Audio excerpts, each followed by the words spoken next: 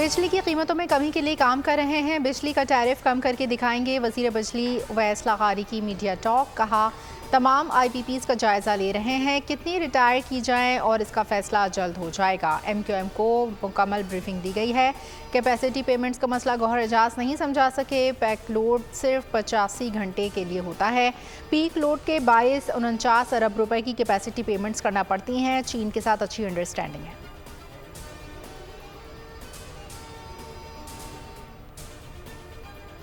वज़ीर आला पंजाब की हिदायत पर हुकूमत पंजाब का ऐसा इक़दाम। लाहौर में वारदात का शिकार होने वाले जर्मन सयाह की भरपूर दाद रसी, 5 लाख रुपए इमदादी कर दी।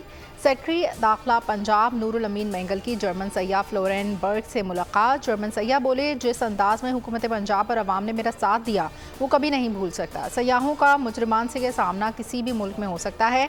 पाकिस्तान मेरा पसंदीदा तरीन मुल्क है, यहाँ दोबारा आना चाहूँगा। मेरी मदद और मुलजमान की गिरफ्तारी के लिए भरपूर मेहनत हो रही है। सेक्रेटरी दाखिला पंजाब ने कहा, पुलिस जर्मन सयाह को लूटने वालों को जदीद टेक्नोलॉजी की मदद से ट्रेस कर रही है।